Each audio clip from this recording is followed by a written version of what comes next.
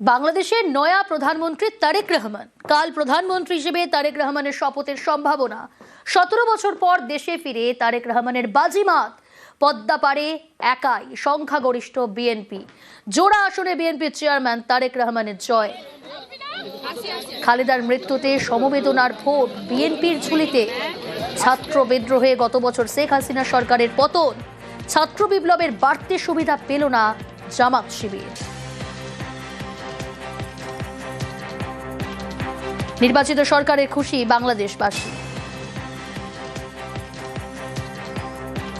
আমি আবেগে আপ্লুত এবং খুব খুশি। স্বতঃস্ফূর্তভাবে বলতে পারি আমি খুবই এক্সাইটেড এবং খুবই খুশি। এটা গণতান্ত্রিক সরকার এটা গঠিত হয়েছে, আমি নিজে ব্যক্তিগতভাবে খুশি।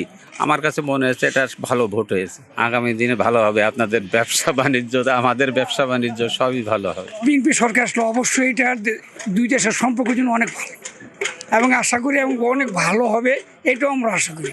এবং আমি খুব খুশি যে বিএনপি সরকার ক্ষমতা আসছে। এখন মেজরিটিতে বিএনপি আছে। এখন আমরাও চাই বাংলাদেশের সাথে ইন্ডিয়ার সম্পর্কটা খুবই ভালো হোক, সুসম্পর্ক হোক, আমরা যাতে সুন্দরভাবে জীবনযাপন করতে পারি। সীমান্ত বরাবর জামাতের দাপট। বিশেষজ্ঞরা মনে করছেন ভারত বিদ্বেষকে কাজে লাগিয়েই সীমান্তের সিটগুলিতে জামাতের জয়, যা উদ্বেগের।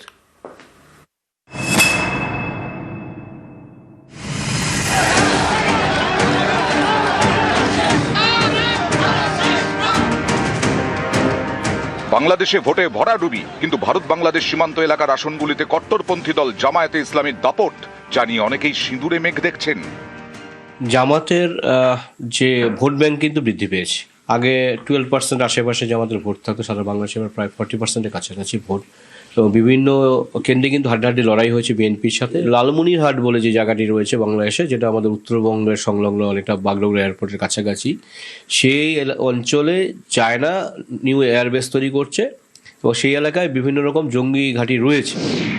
জামাতের দখলে অসম ঘেঁষা মৌলভীবাজার 1, মেঘালয় ঘেঁষা কুড়িগ্রাম 4, কোচবিহার লাগোয়া লালমনিরহাট 1, উত্তর 24 পরগনা ঘেঁষা সাতক্ষীরা 3, নদিয়া ঘেঁষা মেহেরপুর 1, মুর্শিদাবাদ ঘেঁষা চাঁপাই নবাবগঞ্জ 1, চাঁপাই নবাবগঞ্জ 3 এবং রাজশাহী 1, মালদা ঘেঁষা চাঁপাই নবাবগঞ্জ 2।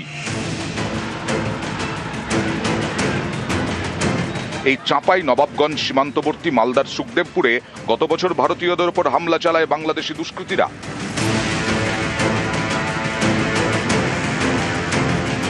মালদা ঘেঁষা এই সীমান্তবর্তী আসনে জয়ী জামাত। 1991-এর ভোটে জামাত পেয়েছিল 20টি আসন।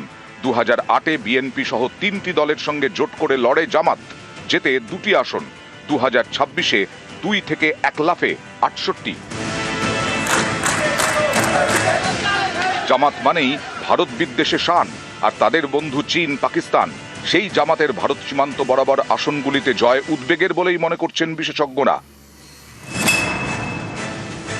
জামাত কিন্তু হেরে গেলেও তারা তাদের যে নেটওয়ার্ক, ক্যাডার বেস দল, তো তারা কিন্তু শক্তিশালী করবে। বাংলাদেশে যেহেতু এখন আইএসআই খুব শক্ত ঘাঁটি গেড়েছে, ফলত এটা আমাদের উদ্বেগের জায়গা রইল। আমাদের নিজস্ব যে সেলফ ডিফেন্স, সেটাকে তো মজবুত করবে আমাদের এই দিক থেকে। আরেকটা হচ্ছে ডিপ্লোম্যাটিক মেজার্স, অর্থাৎ বিএনপি কনফিডেন্সে আনতে হবে এই সরকারকে। সেটা যদি হয় তাহলে জামাতকে পরোক্ষভাবে চাপ দেওয়া সম্ভব হবে। ভারতকে কাউন্টার স্ট্র্যাটেজি নিতে হবে। নিউজ 18 বাংলা।